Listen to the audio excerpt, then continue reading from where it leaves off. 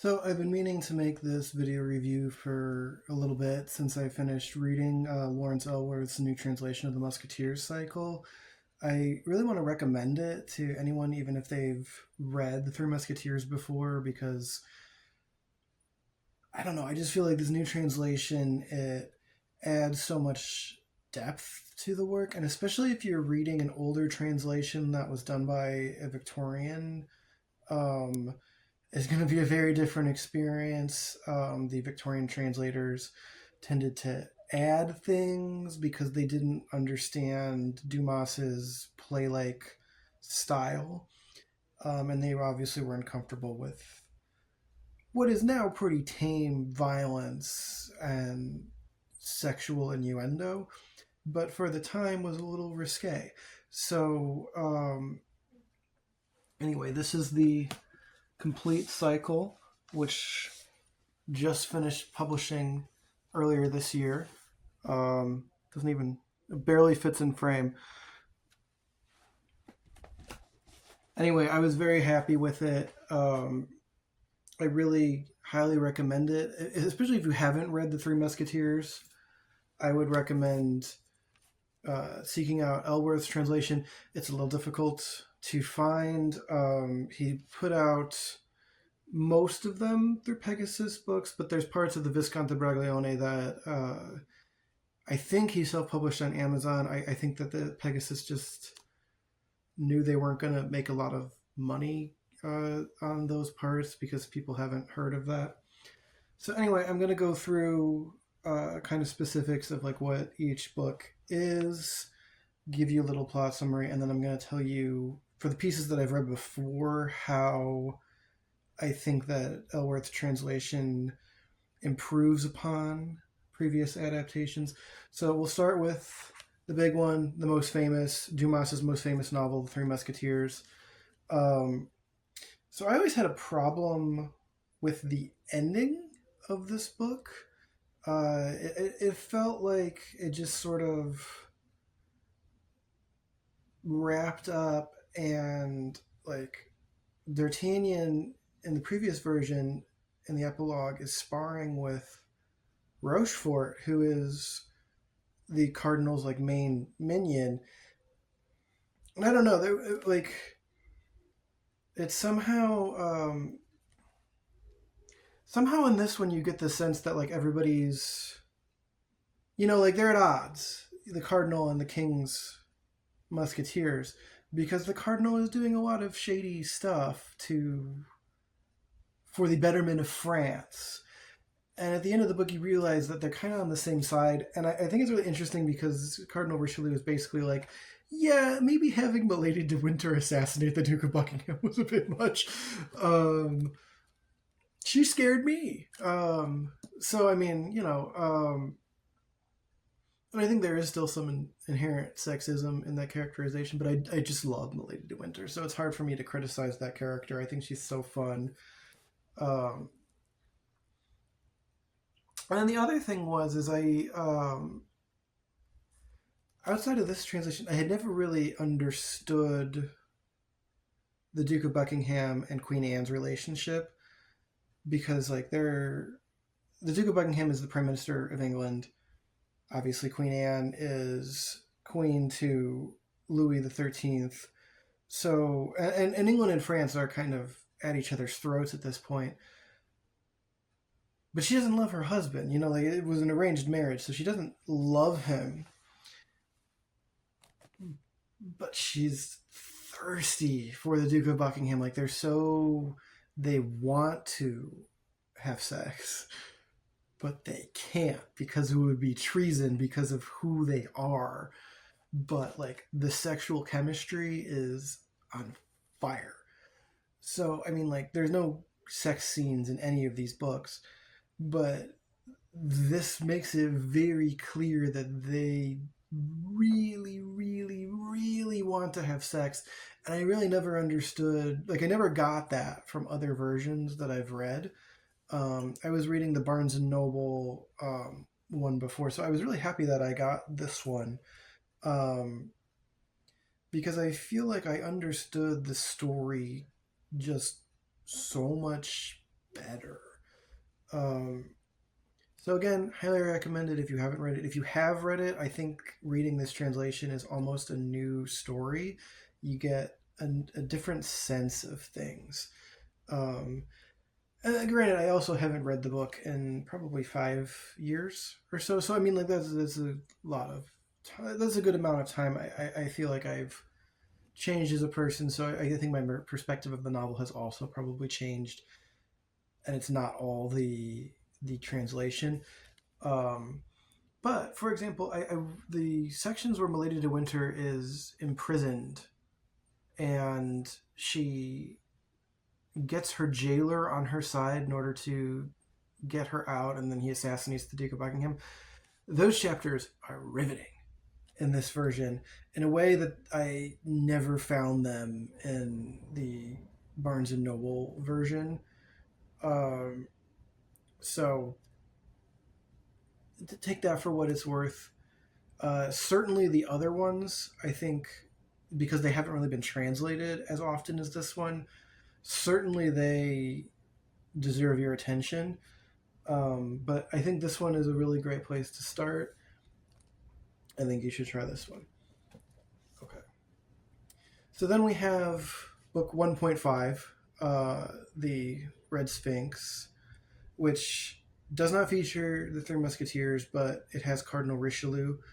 And I love the, um, what is the name of this painting? The Duel After the Masquerade. Yeah, I love this painting. Uh, it's an unfinished novel. He's included The Dove, which is a novella that Dumas wrote before embarking on the Red Sphinx. And there's a style change between the Red Sphinx text and the Dove. The Dove is in an epistolary format, so it's letters back and forth. I couldn't get into the letter format. So for me personally, the book sort of just ends. Definitely, if you read it, I mean, they keep saying, "Oh, this finishes the story." I have read this book twice, and I haven't been able to get through the Dove. So for me, the switch to the epistolary format is just too jarring.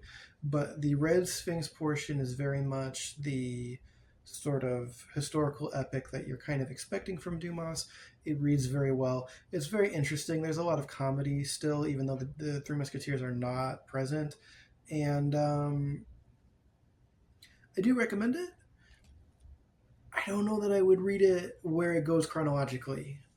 He wrote it at the end of his career, so I would say either read it after or this reading. I actually read it before embarking on the Three Musketeers.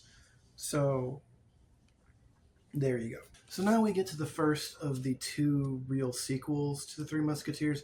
These two volumes, 20 years later, and Blood Royal, make up what is normally published as one volume, which is 20 years later. And so we have obviously a significant time jump. By this point, D'Artagnan has made no progress in his Musketeers career, and the other three of the four Musketeers have already left the King's service, and they're doing their own thing. So there's a lot more scheming going on in this one. I think Three Musketeers has the most like duels, or there are duels throughout all of the novels. This is where it starts to get more scheme heavy, and then by the end of the cycle, it is mostly scheming. Um, so I had read this one before. I read the Oxford translation, and I don't know when that one was done, but I really did not enjoy the book reading it that way. Like I found myself skimming, and I wasn't feeling it, and it actually discouraged me from reading the Visconte Braglione in full because I didn't enjoy this one anywhere near as much as the Three Musketeers, and that is entirely due to the translation. Lawrence Ellsworth's translations, phenomenal. Like I flew through this book. Um, I think I read each of these in a week, so it was like 2 weeks for the whole novel, and absolutely riveting. Like there's incredible musketeer scenes here. I love they go to England and they're all complaining because there's no wine. They have to have beer, and I don't know. It's just really funny. It continues to be really funny, and it's really interesting seeing how these characters age. And I'll talk about that more in the final installment. Um, but as Lawrence Ellsworth and his publishers are counting, this is books 3 and 4, because really, this is book 1, this is book 1.5, this is book 2, but they don't want to confuse people, so 1, 2, 3, 4. But 20 years after and Blood Royal are they constitute a single novel. The plots are all continuing between them. You have these shadows of the adversaries from the Three Musketeers come back. So Cardinal Richelieu is dead, but Cardinal Mazarin is in his place, and he's also scheming, but he's more selfish and greedy, and he doesn't have the genius that Richelieu did. And then the son of Milady de Winter is hunting the Musketeers for having executed her at the end of the Three Musketeers.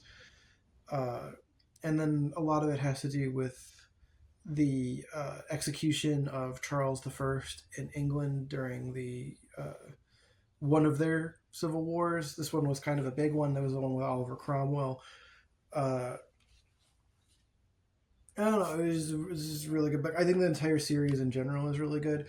The only one that I would say maybe skip is the Red Sphinx.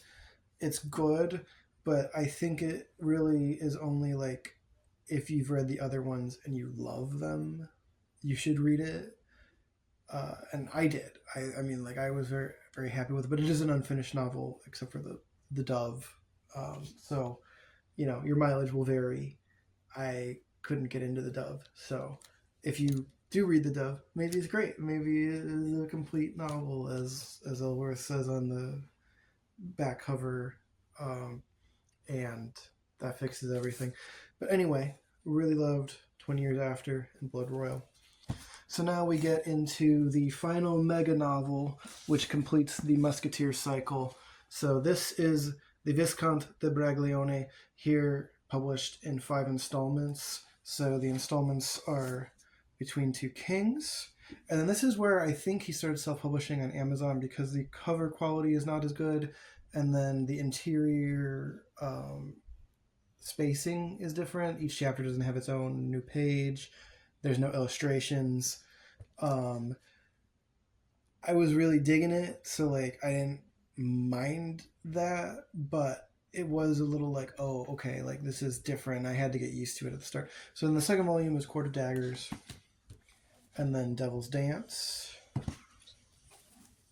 Shadow of the Bastille, and The Man in the Iron Mask.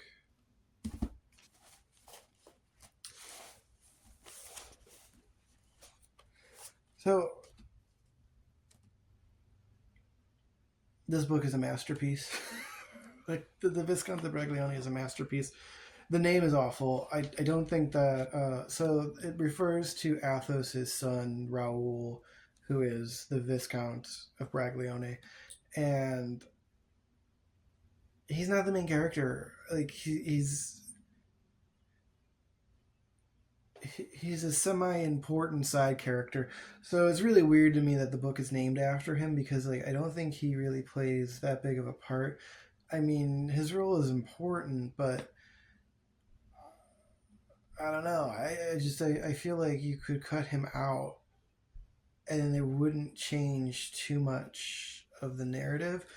It would a little bit, but not that much. So, but I mean, Dumas's titles have never been the best thing. Like these are titles that are only gracing these volumes, except for The Man in the Iron Mask.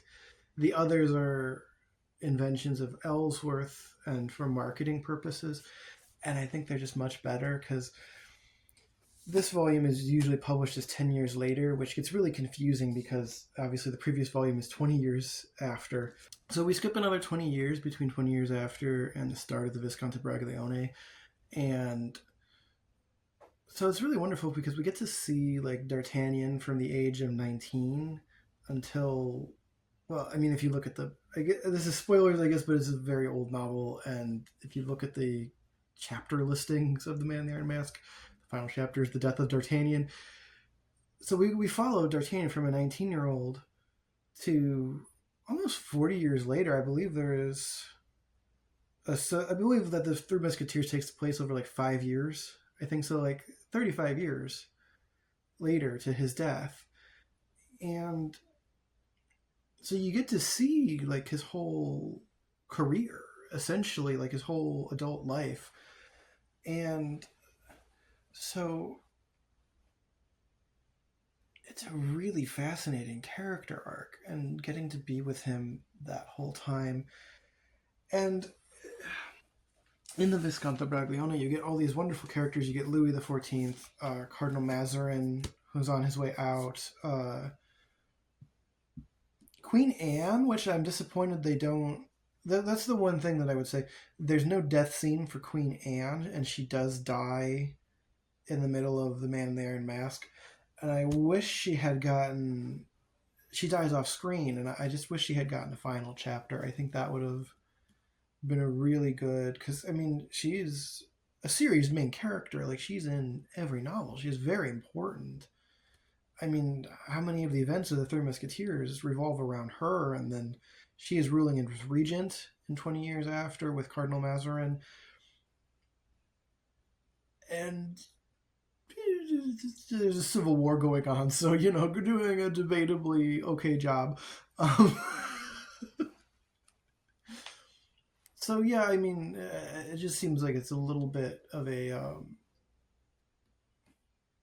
Seems like it was very dismissive of her in the final section to not give her a death scene. So I wish that was the case. But other than that, I mean, it's a really interesting format for this novel because it's quite long. I mean, altogether, this is about 2,000 pages. So this took me a little bit. It took me probably a month and a half, maybe a little more. So like 6 weeks to 2 months, maybe a little more. I don't remember, but it's just brilliant. It's a really brilliant novel, and I love the way he did it. Is each chapter is kind of an important scene, usually of talking and scheming, but other stuff happens. I forget which volume it's in, if it's Devil's Dance or Shadow of the Bastille, but they have a duel, and it's such an unusual duel because one of the people is wounded, so they're doing it from horseback, and so they're shooting at each other in the dark in the woods, and they don't have seconds, and so one of the guys like kind of leaves, he like moves out of the way, so they're like standing like right this, and then this guy goes over here, and so then they shoot at each other, and so then this guy comes back over here, and then he comes back and rides at him and starts shooting. It's stuff like that where it's like, this is a very unusual duel. I've never read anything like that.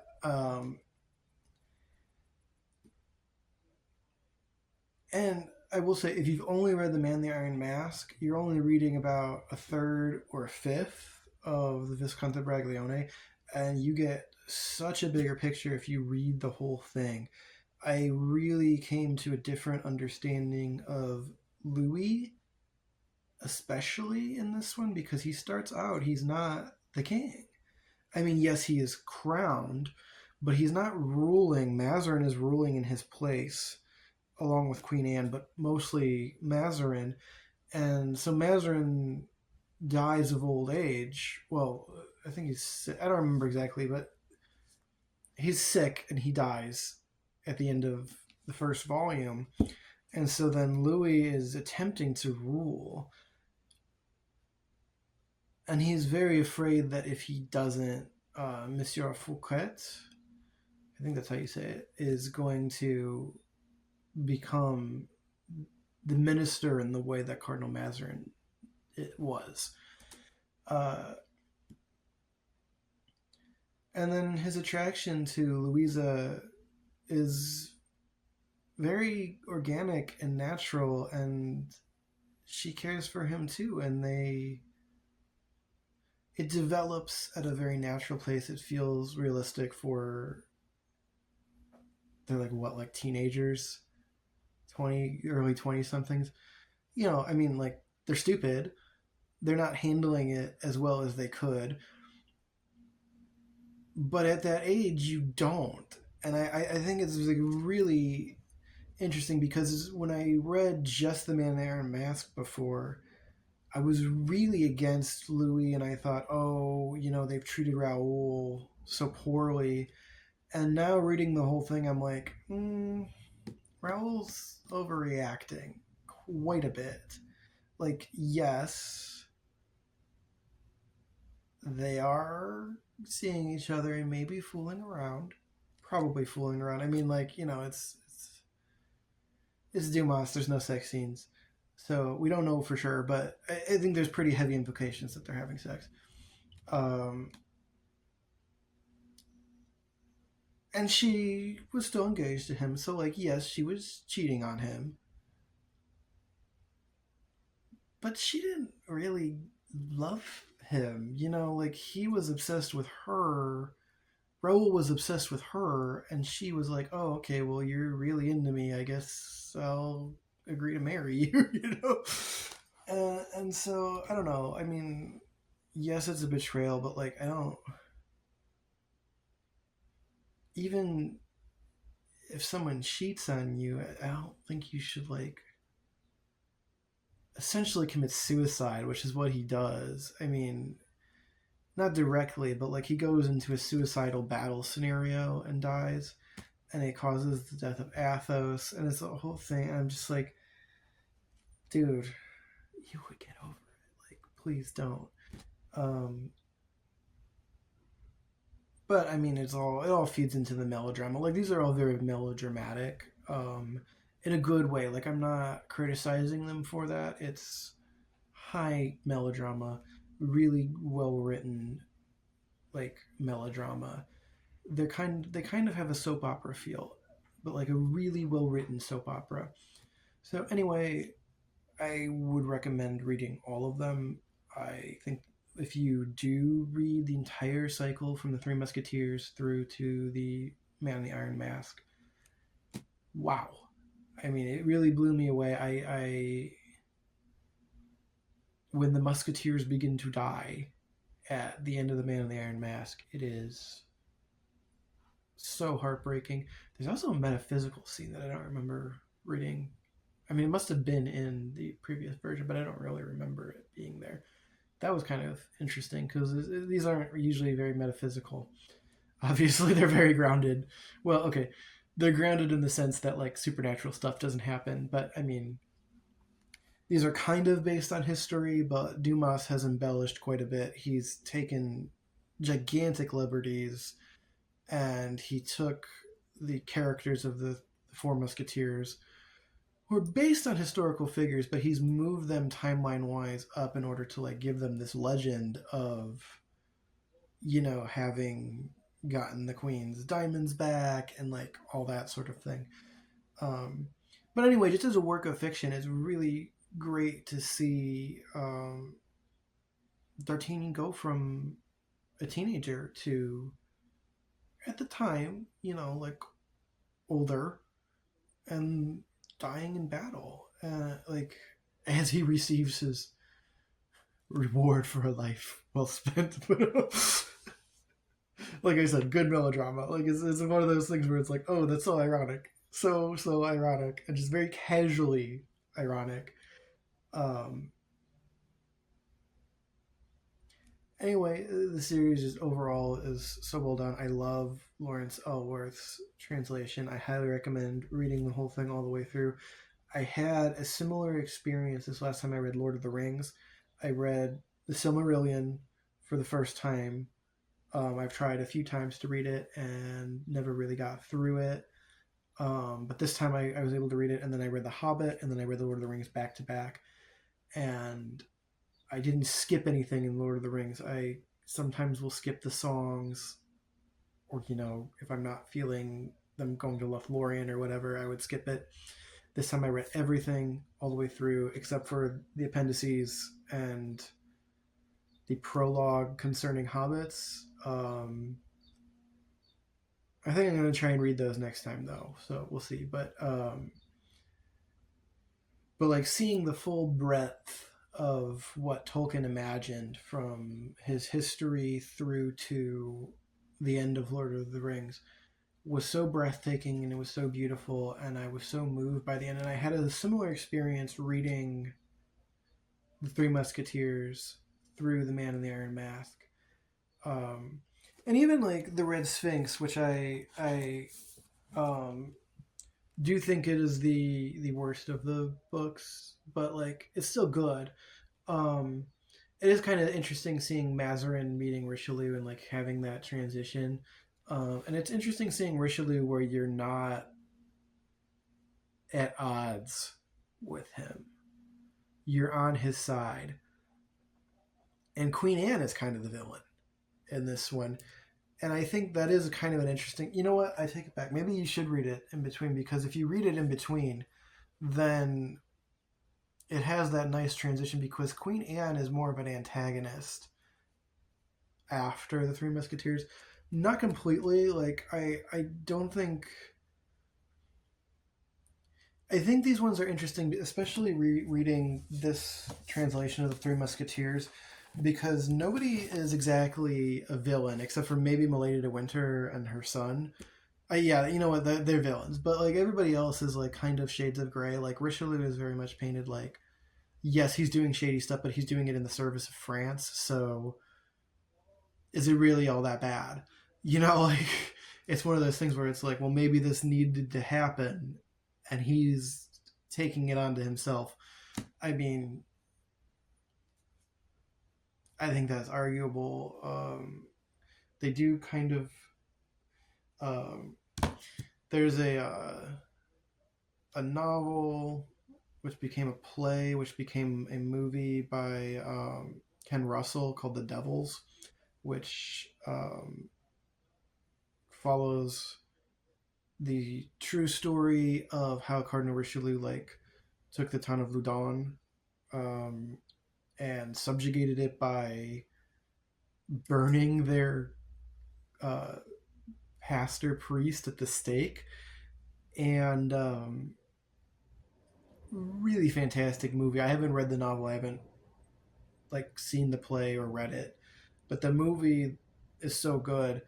And oh my god, like Cardinal Richelieu comes off like so awful in it, because he's ordering like these terrible thing to happen, and they're exploiting uh, a faked case of demonic possession. One last thing, the Criterion Collection has just put out Richard Lester's adaptations of The Three Musketeers, and The Four Musketeers on 4K. These films are phenomenal. They are so close to the original novel, and yet are incredibly funny. Like they play a lot of it for camp. And I was wondering how they were going to handle some of the darker elements in the second half, and they pull it off. Like this is my favorite adaptation of the Three Musketeers. It's far and away the closest to the novel that I've seen, so I would recommend this one. Giving it a chance if you can watch it.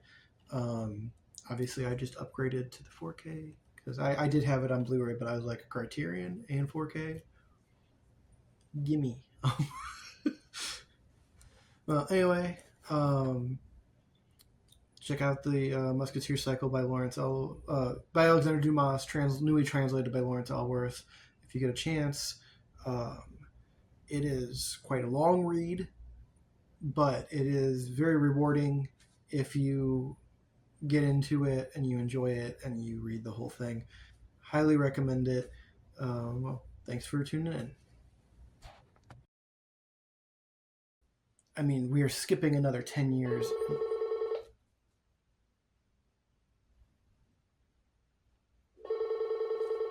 Stop calling when I'm making videos.